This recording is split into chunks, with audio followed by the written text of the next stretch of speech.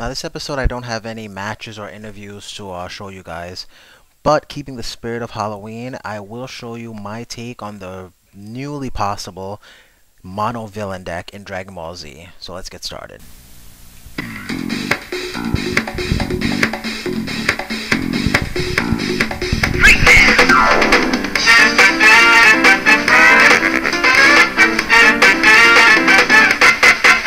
Ready?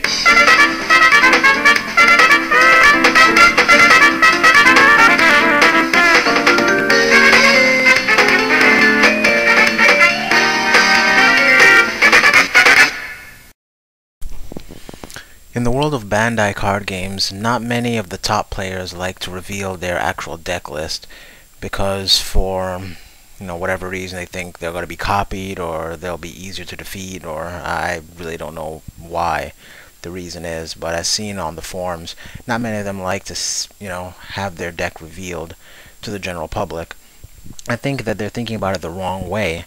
Maybe in doing that they can, somehow show that they were the first to get a certain type of deck to work, or they created a certain combo or something like that, so that their name is synonymous with whatever that deck is.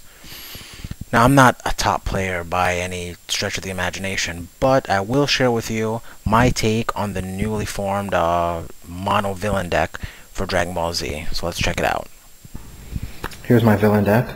Let's start with the zero drops. I run 3 Supreme Commander Red because he's just awesome in villain deck to begin with.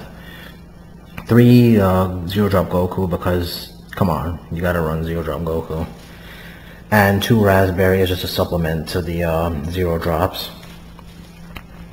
I'm running 3 Colonel Silver. If you hit curve with Supreme Commander Red and then Silver and then hopefully Blue, then it puts you at a really good field advantage point. So 3 of those, mostly because he injures well as well. 2 Chatsu, he has pretty good support and he does help Tien, which I'll get to later. And 1 Fortune Teller Baba, just because being able to fix your next draw is too good not to use. And in 2 drops, I'm running just 3 General Blue. I want to be able to hit him on 2, and if something ever happens to him, I want to be able to replay him and perhaps underdrop if I don't have anything better to play.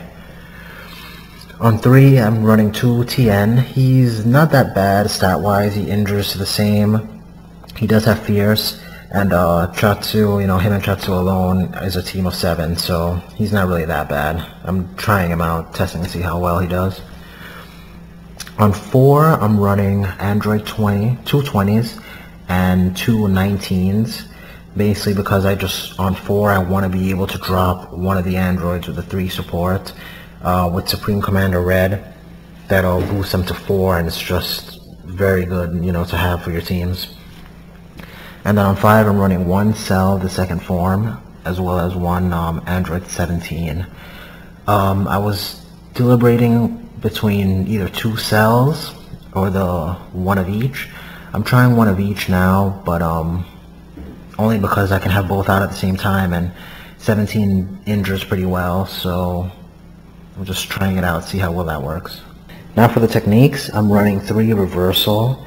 It's pretty basically like Janko. It's just a +2 pretty much, and helps you to win battles.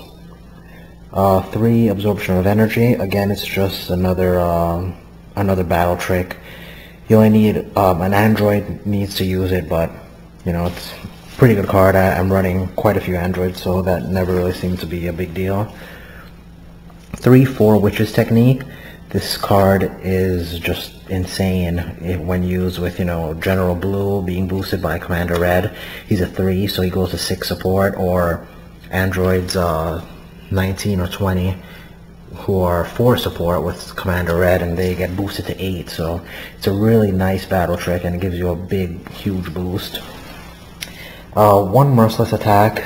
I'm not really I tried once running 3 of these and it didn't quite work out.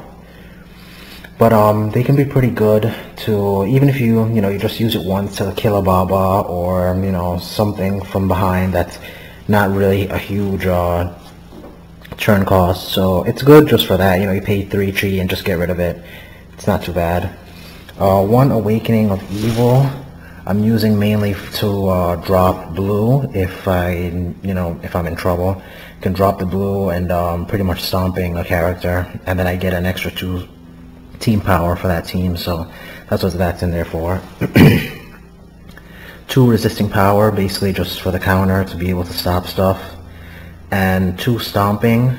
The 2 stomping aside, I only have 4 alien cards in here, but I find that by the time I'm ready to use stomping to go for game, I usually have the 1 alien in there that I need to be able to play it, so that's why that's in there.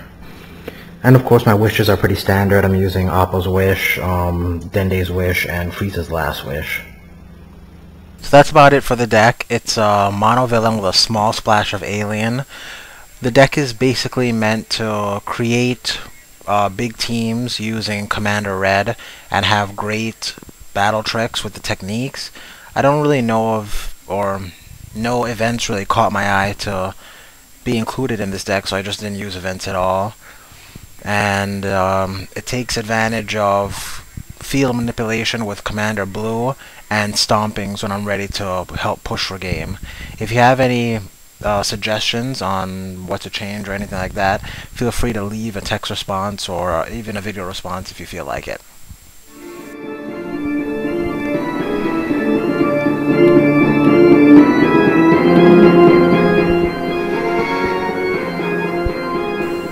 What is it with Bandai not invoking a side deck rule in the Dragon Ball Z card game? Like, how hard is it to just say it's now legal to have a 10 card side deck or a 15 card side deck? It makes really not much sense, and it kind of takes away from the credibility of the game as a whole as far as a tournament format goes. I don't know what's going on with that. The biggest fear for the Naruto card game players right now is the new 50 card deck rule, which forces you to play 50 cards instead of 40. It doesn't really seem like too big of a problem, in my opinion. I think it can work out pretty well. You do have to run probably more 0 drops than you normally would, and it makes having a 10 card side deck that much less impactful, you can say, because before it was 40 out of 10 side deck with a 40 card deck, and the odds of getting whatever card you sided were small enough then, but now that you have a 50 card side deck, it seems almost like putting the last nail in the coffin as far as good side decking goes. So I don't know exactly how that's going to play out. That's yet to be seen. But the 50 card side deck, I'd have to agree with what Zero on the Bandai site and the podcast has to say. I wish it was minimum 40, maximum 50 with 30 ninja limit, but I don't know. I guess we'll just all have to see how that plays out. Please leave a text response or a video response of your opinions on these subjects. That's going to be it for this episode. If any of you have any suggestions on what you would like to see in future episodes, please feel free to leave me a response or a private message on any of the Bandai forums or here on YouTube. My name is Shinfitz on all of the forums, so it's easy to find me. Thanks for training at the dojo. Until next time, see you guys later.